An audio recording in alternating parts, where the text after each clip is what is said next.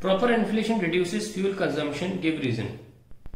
देखिए क्या होता है कि मान लो बढ़िया सा भरा हुआ टायर है तो ऐसे रहेगा, और जो कम भरा हुआ टायर है वो ऐसा रह जाएगा ना। तो क्या होता है इस कंडीशन में कांटेक्ट पॉइंट से वेक है, तो यहाँ रोलिंग फ्रिक्शन जो है, रोलिंग फ्रिक्शन वो लेस है, और यहाँ कांटेक्ट पॉइंट यहां से लेकर यहां तक है, यहाँ रोलिंग फ्रिक्शन क्या हो गया, रोलिंग फ्रिक्शन इंक्रीज्ड। रोलिंग मतलब जो बॉडी रोल कर रही हो, स्लाइडिंग मतलब जो स्लाइड कर रही हो, जिसमें हम स्टैटिक, लिमिटिंग स्टैटिक और काइनेटिक फ्रिक्शन पढ़ते हैं। रोलिंग फ्रिक्शन में कॉन्टैक्ट पॉइंट का बहुत इंपॉर्टेंट कॉन्सेप्ट है। कॉन्टैक्ट पॉइंट यहाँ पे बहुत कम है क्योंकि पिचका हुआ नहीं है, रोलिंग फ्रिक्शन कम है, रोलिंग फ्रिक्शन ज्यादा है। ऑब्वियसली फ्रिक्शन ज्यादा होगा, स्लाइड करना पड़ जाएगा गाड़ी को, तो ऑब्वियसली कंजम्पशन ऑफ फ्यूल ज्यादा होगा। That is the reason, because, तो ये हमने आपको एक्सप्लेन कर दिया। अंग्रेजी में लिखना हो तो proper inflation reduces fuel consumption as with proper inflation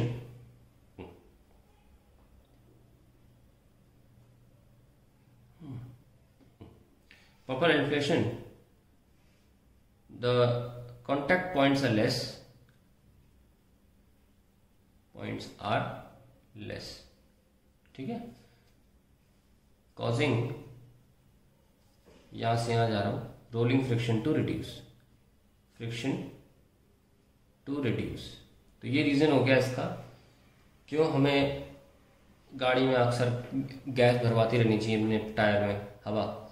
A mass m moving with a speed u collides on a similar stationary mass and sticks to it. What is the velocity after collision? अब मान लीजिए मास m है और यहाँ पे कोई stationery मास है, चिपक गया, तो देखिए पहले इनिशियल मोमेंटम और फाइनल मोमेंटम को बराबर कर दीजिए। इनिशियली इसका मास m है, स्पीड u है, इसका मास तो है m पर स्पीड 0 है। फाइनली क्या होना चाहिए, दोनों चिपक गए और स्पीड कुछ होगी फाइनल, वो निकाल लो। तो mu/2m कैंसिल, v फाइनल कितना आ गया, u/2। That is the answer to the question. Why wheels are made circular in automobiles, हम जानते हैं because rolling friction is far less than the sliding friction,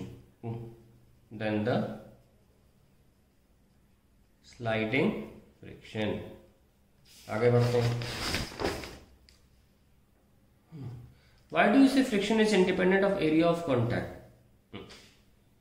देखिए क्या होता है, मान लीजिए आपने एस्पिरेटिव बना ली और एरिया ऑफ कांटेक्ट कम भी कर दिया, तो जितना जितना पोर्शन कांटेक्ट में रहेगा उतना प्रेशर एक दूसरे पर बॉडीज लगाती रहेंगी, पर अल्टीमेटली हमारा फ्रिक्शन जो है वो प्रेशर पे डिपेंड नहीं करता। जब कांटेक्ट में हो तो प्रेशर है, तो फ्रिक्शन तो डिपेंड करता है नॉर्मल रिएक्शन पे। अल्टीमेटली इन दोनों बॉडीज को, इस बॉडी को इसका वेट तो महसूस करना ही पड़ेगा, चाहे कांटेक्ट पे हो इतनी चाहे ना हो। ये बहुत इंपॉर्टेंट नहीं, समझ लीजिएगा कि एरिया पे कोई डिपेंड नहीं करता, क्योंकि प्रेशर भले कम हो जाए कॉन्टैक्ट एरिया का, कॉन्टैक्ट पॉइंट्स कम होने की वजह से, पर अल्टीमेटली अभी भी फोर्स तो उतना, रिएक्शन या फोर्स उतना ही नहीं, mg तो उतना ही लगेगा। इसका जो वेट है वो तो इस बॉडी पे अभी भी उतना ही लग रहा है, और हमारा फ्रिक्शन जो है वो वेट या रिएक्शन पे तो डिपेंड करता है। So that is the reason behind it, because friction is proportional to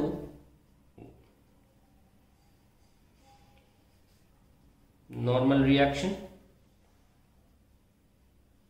and it remains unchanged,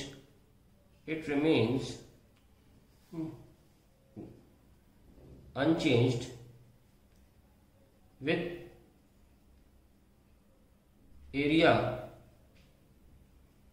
decreasing और increasing। दोनों ही सूरतों में mg जो लग रहा होगा, जिसकी वजह से r लगेगा, वो सेम रहेगा, उसका एरिया बदलने पे कोई फर्क नहीं पड़ता। Name two absolute units of force, how are they related. Absolute unit होती है, ऐसा ही होती है न्यूटन और सीजीएस में डाइन, और रिलेशन क्या है, 1 newton is equal to 10⁵ dyne. आगे देखते हैं। A lift is accelerated upwards with apparent weight of a person inside the lift increases upwards.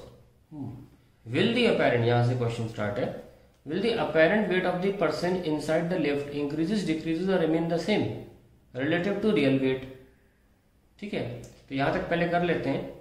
Upward जा रही है तो वेट क्या होगा, वेट विल इंक्रीज, क्योंकि ऊपर जाने में हमें बताया था रिएक्शन क्या हो जाएगी, mg प्लस ए, तो बढ़ रहा है ना। और नेक्स्ट क्वेश्चन पूछा है if the lift is going with uniform speed, uniform speed में क्या होगा कि आपका mg प्लस 0 हो जाएगा, तो वो वेट सेम ही रहेगा। तो पहले में इंक्रीज, दूसरे में सेम रहेगा। The two ends of a spring balance are pulled each other by a force of 10 kg weight, kilogram weight. What will the reading of the spring balance. मान लीजिए spring balance है और यहां से यहां तक फोर्स लगा रहे हो, दोनों तरफ आप लगा रहे हो, यहाँ भी फोर्स लगा रहे हो 10 kg वेट का और यहाँ भी फोर्स 10 kg वेट का। इसमें जो रीडिंग आएगी वो भी 10 kg वेट ही आएगी। 10 kg वैसे आती है क्योंकि हम उसमें मास दिखाया जाता है, पर अभी 10 kg वेट आता है। उसका रीजन ये है, इन सच कंडीशंस एक एंड जो होता है वो स्टेशनरी या मान लीजिए दीवार की तरह काम करने लगता है। कोई भी एक एंड हमेशा जहां भी आप देखना चाहें, स्टेशनरी या like a wall, it's similar to, आपने यहाँ पे एक स्प्रिंग बैलेंस लिया और आपने यहाँ पे टांग दिया, एक वेट पुली से टांग दिया, तो ऑब्वियसली जितना भी mg होगा उतना ही स्प्रिंग बैलेंस में रीडिंग आएगी। लेकिन आप देखेंगे तो यहाँ भी तो उतना ही फोर्स लग रहा होगा। अगर ये फोर्स ज्यादा हो गया तो स्प्रिंग बैलेंस यहाँ आ जाना चाहिए, कम हो गया तो टूट जाना चाहिए, तो ऑब्वियसली सेम ही तो रहेगा। फिर भी हमें रीडिंग तो सिर्फ इसकी वजह से मिलती है।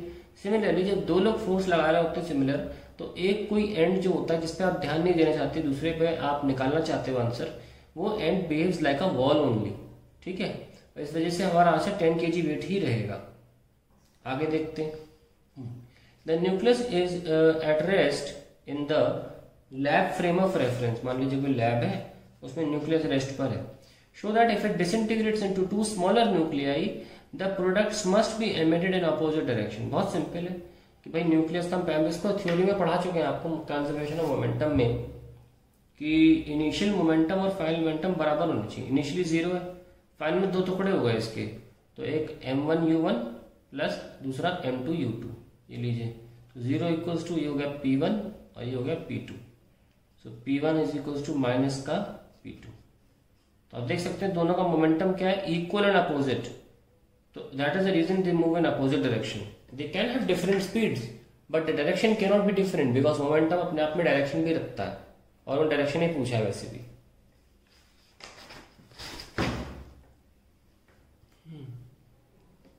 When several passengers are standing in a bus, it is said to be dangerous. How will you justify this statement? देखिए जब बस में खड़े होते हैं बहुत सारे लोग, तो ज्यादातर लोग खड़े होने की वजह से ओवरऑल बस का जो सेंटर ऑफ ग्रेविटी है वो थोड़ा सा ऊपर शिफ्ट हो जाता है। तो इसकी वजह से बस में जो बैलेंस करने की क्षमता थी वो उतनी अच्छी नहीं रह जाती। Let's write it, because of majority of passengers standing, the center of gravity of the bus is shifted upwards, which disturbs the balance, which disturbs the weakens the balance of the balance of the bus, balance of बस।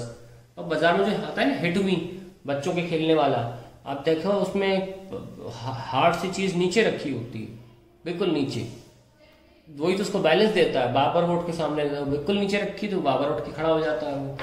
ठीक है, अगर थोड़ा भी वो ऊपर हो जाएगा तो वो काम नहीं करेगा, वैसे ऐसे कर रहा है। तो यही कॉन्सेप्ट है। Is the large brakes on a bicycle wheel more effective than a small one? No, because friction से रुकती है cycle, and friction is independent of area and contact, independent of area and contact. It only depends on the normal reaction and which has nothing to do with the contact area. What is the angle between friction force and instantaneous velocity of the body moving on a rough ground? Rough ground पे body move कर रही है तो velocity इधर होगी और friction इधर होगा, तो answer is 180 degree. Why does a child in a merry-go-round press the side of his chest readily outwards. In the accelerated frame,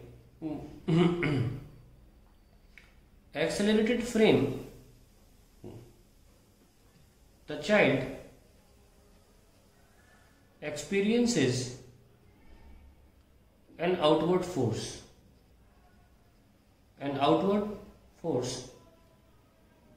And hence, to counter it, he does so. Next question. क्या लिखा है? Jumps from the roof of a house with a box. Thief है. A thief jumps on the roof of a house with a box of weight on his head. So this thief jumps with a box of weight on his head. What will the weight of the box as experienced by the thief during the jump? 0. क्योंकि free fall हो रहा है ना, तो इसका wait भी 0 हो जाएगा. If the friction can provide necessary centripetal force, why should the roads be banked? Since one cannot depend totally on friction,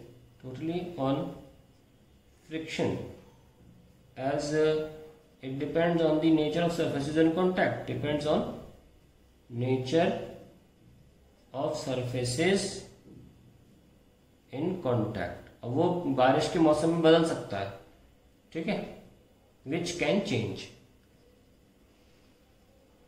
ये इसका आंसर है.